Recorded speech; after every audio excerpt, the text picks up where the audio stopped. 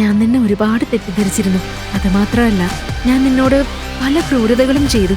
അതുകൊണ്ടാ ഇന്ന് ഞാൻ നിനക്കൊരു സർപ്രൈസ് തരാൻ തീരുമാനിച്ചത്. നിനക്കൊരിക്കലും മറക്കാൻ പറ്റാത്തൊരു സർപ്രൈസ് ആയിരിക്കും. ഈ ലോകത്ത് എന്നെ കൊല്ലാനുള്ള വഴികൾ എഴുതിയിട്ടുള്ള ഒരു പുസ്തകവും ഉണ്ടായിട്ടില്ലെന്ന കാര്യം നിനക്കറിയില്ല. ഞാൻ യഥാർത്ഥത്തിൽ ആരാണെന്ന് പോലും നിനക്കറിയില്ല. എന്തിനാണ് നന്ദിനി തന്റെ ഭർത്താവായ ശിവായിയെ കൊല്ലാൻ ശ്രമിക്കുന്നത്? നന്ദിനിയുടെ പദ്ധതി ശിവായി എങ്ങനെ മനസ്സിലാക്കി? ശിവായുടെ സത്യം അറിയാൻ തുടരുക. ശിവായ് ശിവായ്, ഇവൻ ചത്തോ? ശിവായ്, മോം, ശിവായ് കേൾക്കുന്നില്ലേ നീ? മോം, അവൻ ഇന്നലെ രാത്രി പോയതാ. അവന്റെ ഫോണും സ്വിച്ച് ഓഫ് ആണ്. അവൻ ഇങ്ങോട്ട് വരട്ടെ. ഇന്ന് ഈ വീട്ടിലെ എല്ലാ ബാത്റൂമും അവനോട് മുട്ടുകുത്തിവെച്ച് ഞാൻ കഴുകിപ്പിക്കും. കണ്ടോ? Phone connect ആവുന്നില്ലേ? മോം, ഇന്ന് എന്റെ ജീവിതത്തിലെ ഏറ്റവും വലിയ ഡീലാണ്. ആ ഡീൽ ശിവായ് ഡോക്യുമെന്റിൽ ഒപ്പുവെച്ചാൽ മാത്രമേ നടക്കുള്ളൂ. അവൻ ഒപ്പുവെക്കാത്ത പക്ഷം എല്ലാം തകർന്നു പോവും. നന്ദിനിയുടെ മുത്തച്ഛനായ മുകേഷ് ബജാജ് മരിക്കുന്നതിന് മുമ്പ് കമ്പനിയുടെ മുഴുവൻ പവർ ഓഫ് അറ്റോർണി ശിവായുടെ പേരിൽ എഴുതി വെച്ചിരുന്നു. അതുകൊണ്ട് കമ്പനിയുമായി ബന്ധപ്പെട്ട ഓരോ തീരുമാനത്തിനും ശിവായുടെ ഒപ്പ് അനിവാര്യമായിരുന്നു. ആ ശിവായി ഒരിക്കലും തിരികെ വരാത്ത പോലെ മാറ്റുന്നൊരു പ്ലാൻ ഞാൻ തയ്യാറാക്കി വെച്ചിട്ടുണ്ട്. എന്ത് പ്ലാൻ? ശിവായി ഒപ്പിടേണ്ട ഈ 5 ഫയലുകളിൽ ഞാൻ ഡിവോഴ്സ് പേപ്പേഴ്സും വെച്ചിട്ടുണ്ട്. കോടികളുടെ ഡീലിന്റെ പേപ്പേഴ്സ് ഒപ്പിടുമ്പോ അതോടൊപ്പം തന്നെ ഡിവോഴ്സ് പേപ്പർ അവൻ അറിയാതെ ഒപ്പിട്ടു പോവും. പക്ഷേ ആ യൂസ്ലെസ് ഇപ്പൊ എവിടെയാ? ശിവായ് അണ്ടർവേൾഡിൽ തടവിലായിരുന്നു. അവന്റെ മുന്നിലിരിക്കുന്നത് ഹെഡ്ഷോട്ട് അണ്ടർവേൾഡിലെ ക്രൂരനായ ഡീലർ. നിരവധി കോടി വില വരുന്ന മയക്കുമരുന്ന് സംഘത്തെ ശിവായ് തകർത്ത് തെറിപ്പിച്ചു. ഹെഡ്ഷോട്ടിന്റെ കണ്ണുകളിൽ വെറുപ്പും ശിവായുടെ മുഖത്ത് പ്രതീക്ഷ മാത്രവുമായിരുന്നു. എന്റെ ഒളിത്താവളങ്ങൾ പോലീസിന് പറഞ്ഞു കൊടുത്തത് ഒട്ടും ശരിയായില്ല ശിവായ്. ഞാൻ ആരാണെന്നാണ് നീ വിചാരിച്ചത്? എന്നെ വഞ്ചിച്ചുകൊണ്ട് നിനക്ക് ജീവിക്കാനാവില്ല. തെറ്റായ ആളോടാണ് നീ കളിച്ചത്.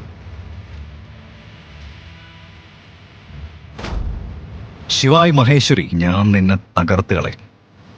ജീവിക്കാനായി നീ എന്റെ കാലിനടിയിൽ കിടന്ന് കരയേണ്ടി വരും. നീയാണ് എന്റെ കാലിനടിയിൽ വന്ന് മാപ്പ് പറയേണ്ടി വരിക. കുറച്ചു നേരം കൂടി കാത്തിരിക്കേ, എല്ലാം നിനക്ക് മനസ്സിലാവും. ഇവനെ തലകീഴായി കെട്ടിത്തൂക്ക്.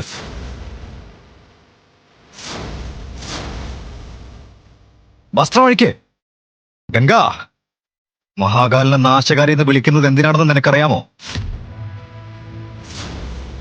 അനീതികൾ അതിരുവിട്ട മഹാകാലിന്റെ താണ്ഡവം എല്ലാം നശിപ്പിക്കും. പുതിയൊരു തുടക്കം തുടങ്ങും. ഇനി ലോകം കാണാൻ പോകുന്നത് ശിവായുടെ താണ്ഡവം.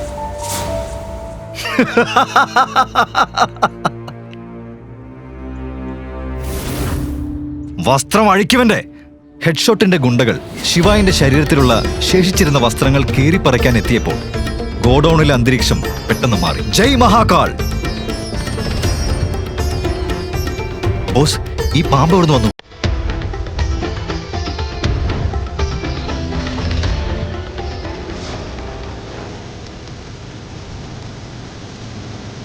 പിന്നീട് ഡ്രമ്മിന്റെ ശബ്ദം ഹെലികോപ്റ്ററിന്റെ ഇടിമുഴക്കമായി മാറി. എന്താ നടക്കുന്നത് സാർ? ഞാൻ പറഞ്ഞില്ലേ കുറച്ചു നേരം കാത്തിരിക്കുന്നു.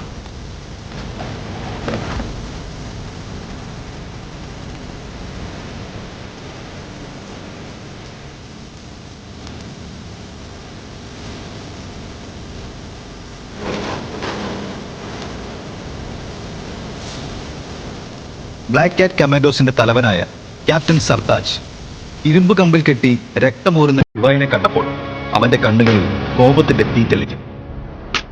നീ എന്താണ് ചെയ്തിരിക്കുന്നത് നായേ? അവൻ ആരാണെന്ന് നിനക്കറിയില്ലേ? ഹെഡ്ഷോട്ടിന്റെ ധാർഷ്ട്യം ഒരു നിമിഷം പോലും നിലനിന്നില്ല. സർതാജ് പറഞ്ഞത് കേട്ടപ്പോൾ ഹെഡ്ഷോട്ട് ഭീതിയിൽ മങ്ങിപ്പോയി.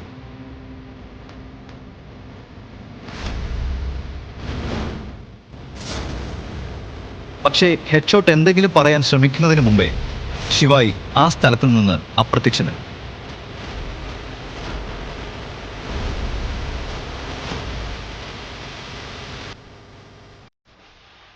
യൂസ്ലെസ്.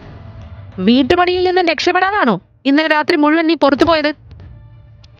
എന്നാ കേട്ടോ, ഈ വീട്ടിൽ ഭക്ഷണം കഴിക്കണമെങ്കിലേ ഇവിടെ നിൽക്കണമെങ്കിൽ ഞാൻ പറയുന്നതെല്ലാം ചെയ്യണം.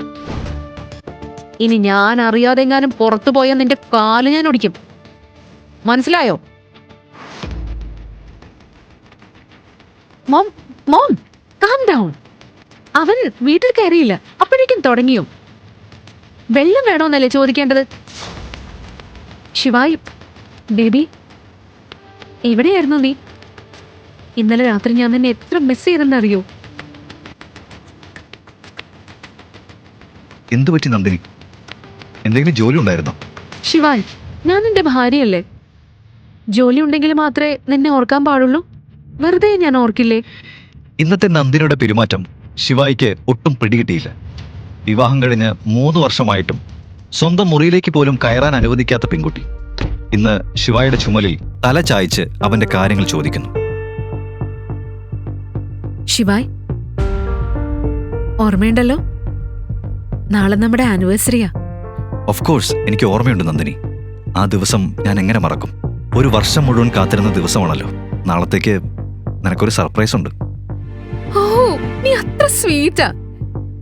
ശരി, നമ്മുടെ ആനിവേഴ്സറിയിൽ ഞാനൊരു ഗിഫ്റ്റ് ചോദിച്ചാ നീ തരുവോ?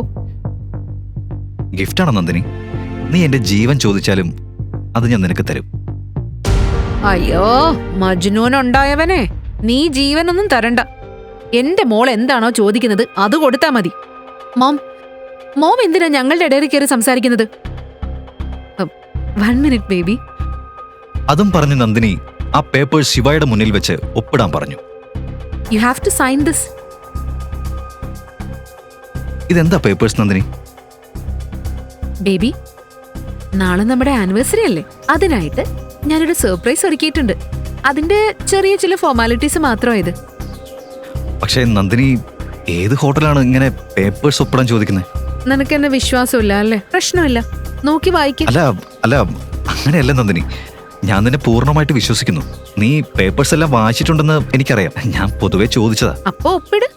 ശരി.